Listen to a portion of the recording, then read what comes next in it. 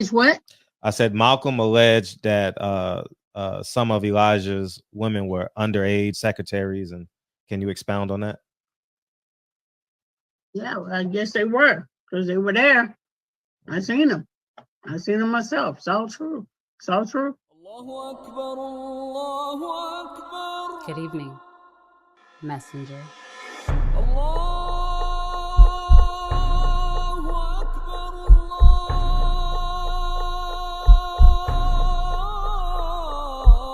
You convinced us that you were the last messenger.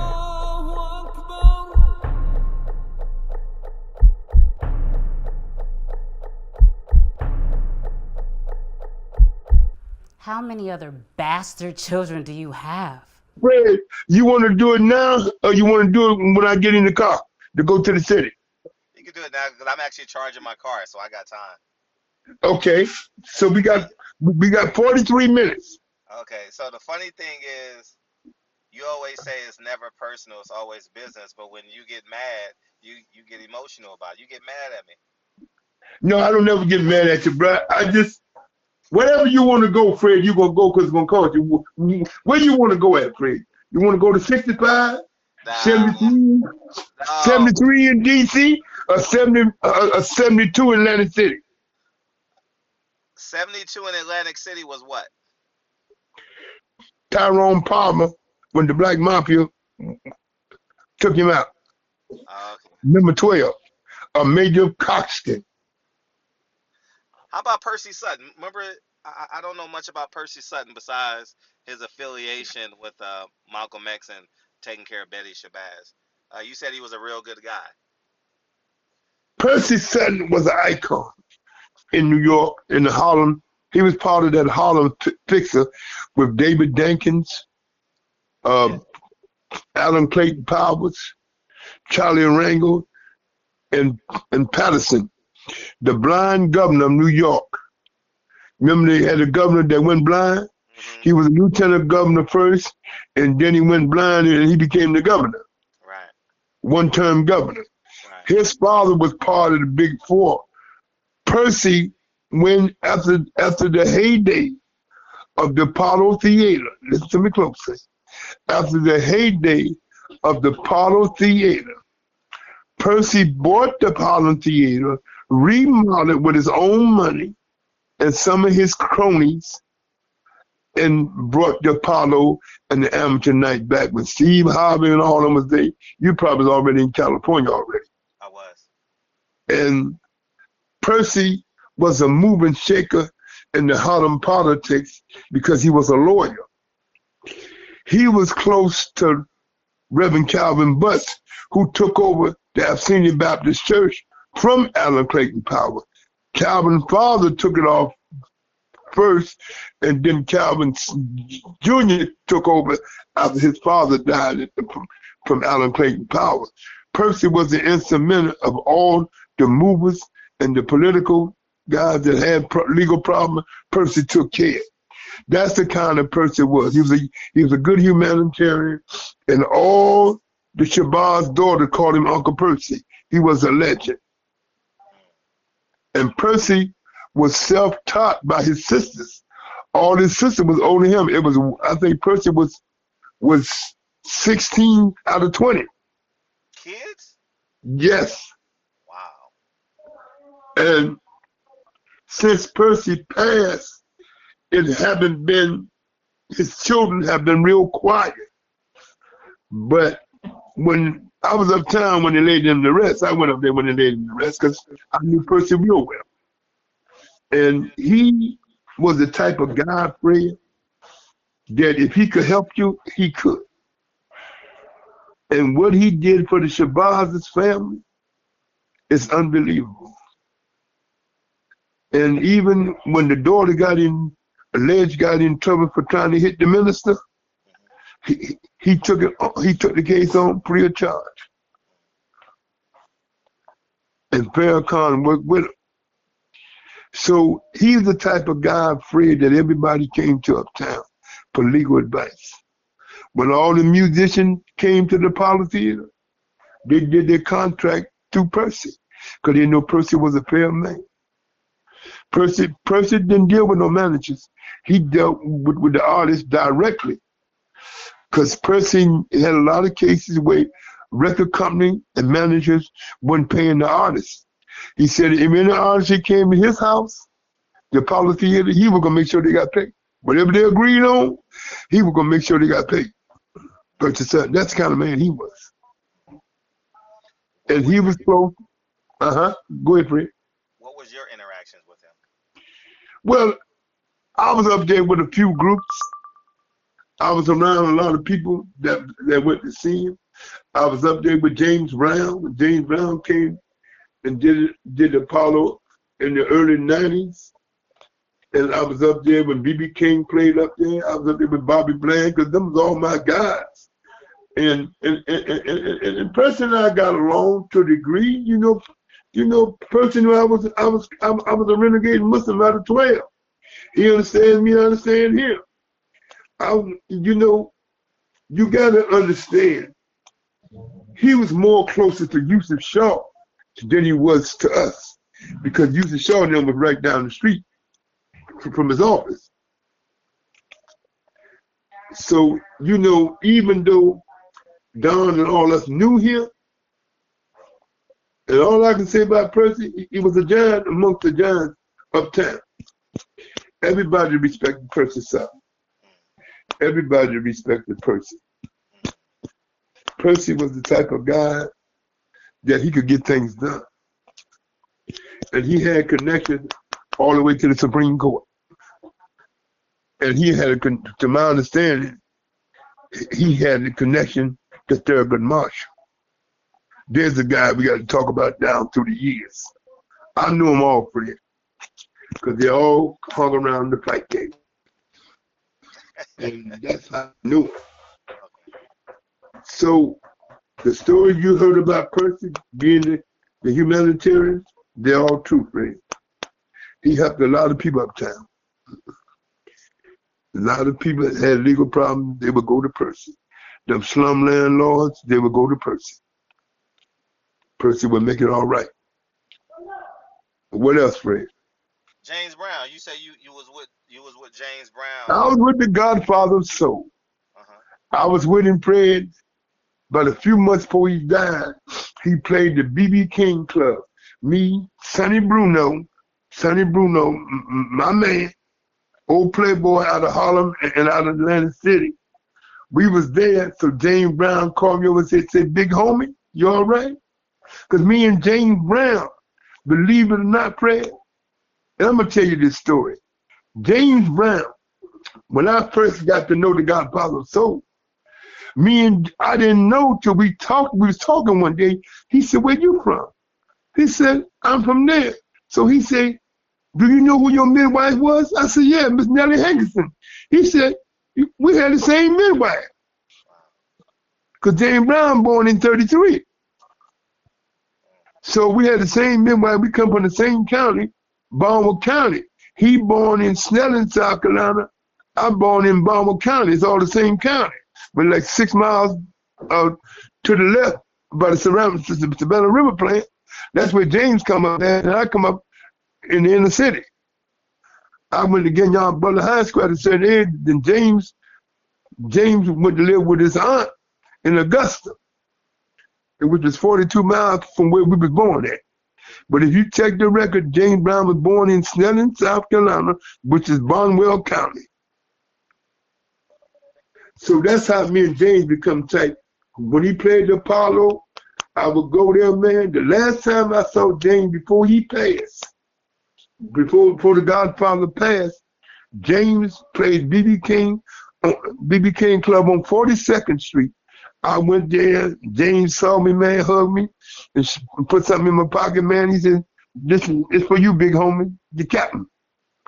Because when James died in 2006, he said, man, I was on my way going in praying. I was messed up financial-wise. My wife was driving me crazy. So I saw James in New York. I said, I'm going to go see James and get me a bankroll. Me and Sonny Bruno went over there with Sonny's girls, and James called me to the side, and him and Bobby Bland gave me some money. So that's how I know them guys. because you know what my business was. You can't eat in this town. I don't eat. So you know what kind of business I was in, right, Fred? No, I don't know because If if your nephew came to this city with a hot band, he couldn't eat if I couldn't eat. He had to pass off. He had to pay the tolls. It's so never personal. so you was the George Washington Bridge, Hey, bro, I was the Triborough Bridge. the Triborough Bridge. It's never personal. It's always business. What was the first time you met James Brown? The first time I met James Brown, it was at the Bell Auditorium in the 60s and 70s. We used to go to the Bell Auditorium. When I had a little dry spell, I went back home for a while. I had a bankroll then, but I had a little dry spell with this crazy girl in Philadelphia. So I went down south. I went to Columbia, South Carolina, temple number 38. That was temple number 38. I went down to South Carolina. I hung around the mosque. You know, when we had problems, we would go to with the police. We would go to another mosque in another city.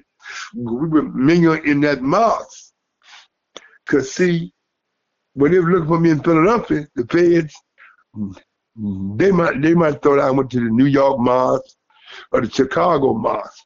But that was stupid. When the guys was doing crazy stuff, running to different mosques, I would never go to the Detroit mosque or New York mosque or Chicago mosque, because that's where you'll look for. You go with them off-brand mosques, like 47 in Tampa, Florida. I wouldn't even go to 29 because they know I started. They knew that I knew Captain Sam, and that's where Ali started. I would go down and hang around Angelo Dundee, brother, Chris Dundee's gym. I never went nowhere when I was on the run play where they could find me at. They knew that I wouldn't hide in 25 in New Jersey. They would look there, but they were so stupid. Why would I hide in a mosque that y'all know that I go to from time to time?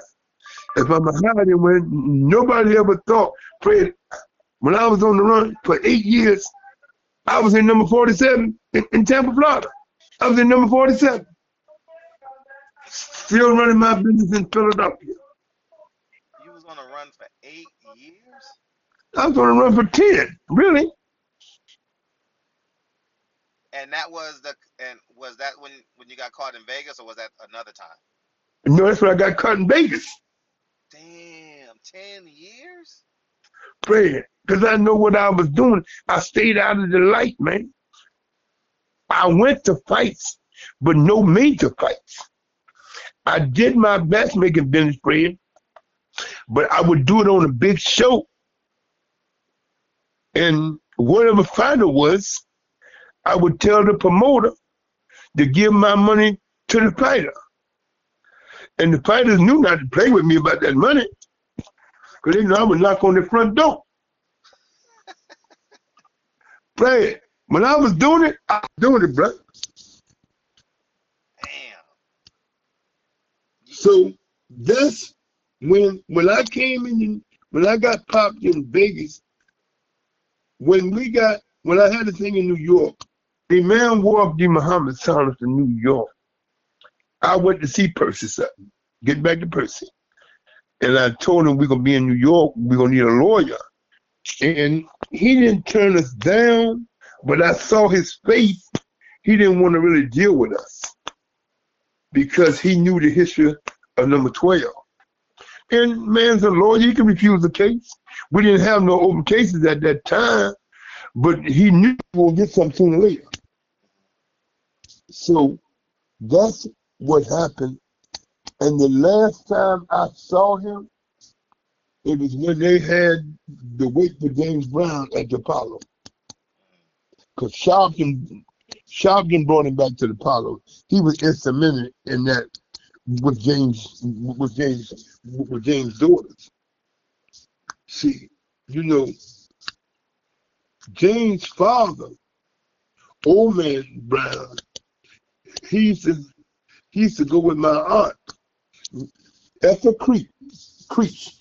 That's public knowledge. Ethel Johnson in Barnwell, South Carolina. She was a midwife. So that's how really I got to know him, man. So you see what I'm saying, friend? So when James got to New York, he had already dealt with Percy. You remember James had the radio station in New York? When who? James Brown owned the radio station in New York. I didn't know that. When his oldest son got killed in a car crash, did you know that James had a son that got killed named Teddy, got killed in New York in a car crash? No. Yeah, James, the Godfather of Soul, bro. See, I'm schooling you now, bro. You are. So, next question, please. So you literally was on the run when you went to go see James Brown and Bobby Bland. Yeah. How do you get into New York? How do you have the courage? How do you muster up the courage to go to a big city? See, Fred, you got to understand, Fred. I was a moving shaker. See, BB Clean Club was on 42nd Street. They wasn't looking for me. They never known me to be on 42nd Street. They know me to be up and down the streets in Philadelphia and uptown. They know when I went uptown, I went straight to the mosque, or I went to Sylvia's. They weren't looking in Central Park, Fred. I could have hung out in Central Park all day. They weren't looking in Central Park. Because they never got word that was one of my hangouts, that was one of my meeting places. Yeah, so it's not like they're looking for you every day. If they get a line on you, they'll go fishing, right? Yeah. So if they got afraid, their line was I was in Chicago, hiding in Temple number 2. Right. And they weren't gonna come with no warrant in church number 2, because the brother wasn't having it out there number 2. I could go to the fruit. I went to St. Louis to stay in the Michael Spence Project. Didn't nobody know I was there. Before I go down, bro. See, Fred, I had people all over the world, man, that would look out for me at that time. A lot of my old guys, they're going on in the federal penitentiary doing life. So that's what I'm saying to you, bro. So when you was on the run, what was the warrant for? Not what you was charged with. What was the warrant for? The warrant was for extortion, racketeering, affiliated with organized crime. Right. Who was on that warrant with you? That was the warrant by myself, man. It was my warrant, bro. So they had you associated with the Black Mafia then? No. With the Black Mafia and the Guineas. Both of them? They said that I was a goon for the Philadelphia mob. Gotcha. If something got done, something need to be done south, something need to be done uptown, the guys in South Philly would reach out to me. But that was never true. I knew them guys in South Philly. I spoke to them guys, but I'm a Muslim, man. You ain't sending me to see nobody in the black community. You want to go see them, you go see them. Because see, Jeremiah taught me well, Minister Jeremiah. And my love for Mike Tyson's father-in-law, who taught me Islam, Imam Shamsuddin Ali, Captain, a.k.a. Captain Clarence 3X Flowers. So those were my mentors at that time.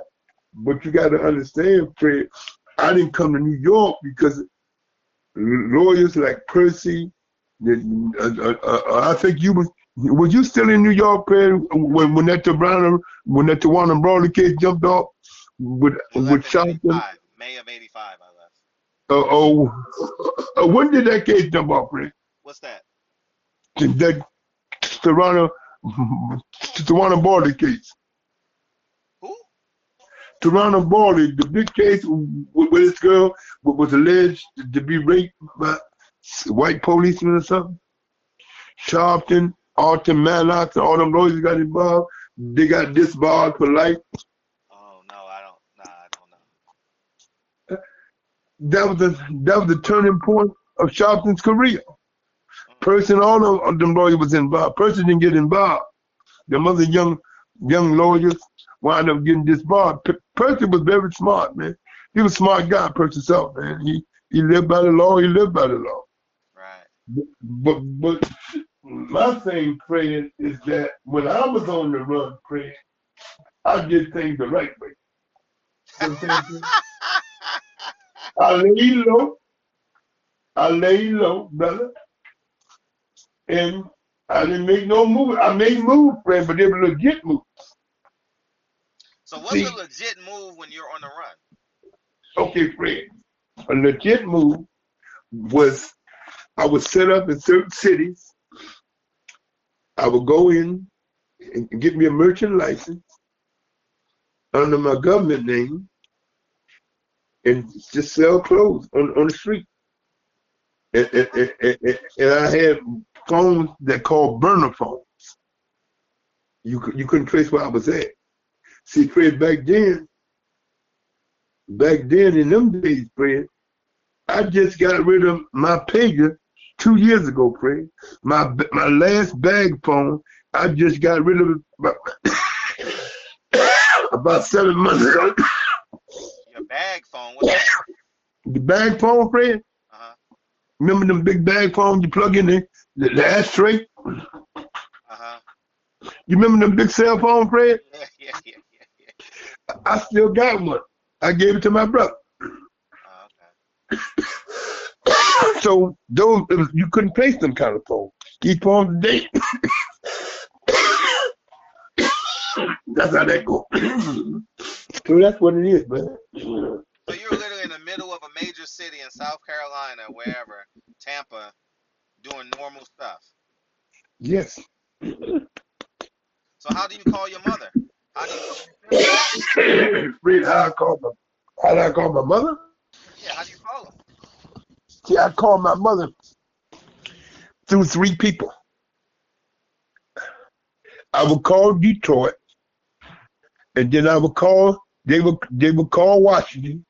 Then they would call my friend in Kansas City, and then she would dial my mother. So the last call was from Kansas City. They think I'm in Kansas City. I didn't go to the 28 that was in Kansas City. I didn't go to 13 because they know I've been up there a few times with Captain Yusuf Shaw. I went to no mosque where they thought that I would hide at. Nobody even knew that I had a stepsister in Tampa. So that's how I got it done, Fred, in my wicked days. So is that considered aiding and abetting if your mom, if your family and friends know you're on the run? Well, they never knew because. So your mom never knew? My mom. Why would I tell my mom on the run, bro? I don't know. I'm asking. That don't make sense, Fred. Okay, got you. So because Fred. So if there's a warrant for your arrest, how does she not know there's a warrant for your arrest? Because she don't know, because I never told her. Nobody around me ever told her. But you're in the post office in Philadelphia. No, Fred, I wasn't in the post office. Okay. The feds don't, unless Fred, if I'd had 4 or 5 homicides, I got you. They would have put me in the post office. 25 rape, something like that. Right. They'd put me on the most wanted. But Fred, being an extortionist and having an organized crime, they weren't going to put me in the department because the feds know sooner or later they're going to get me. It took them 10 years, but they got me. How many of those years do you think they let you stay out versus you being clever? Do you think they used you in any sorts to get more information? They didn't, Fred, when the indictment came down, they didn't really have nothing on me. Okay, hold on, Fred, let me ask my house phone.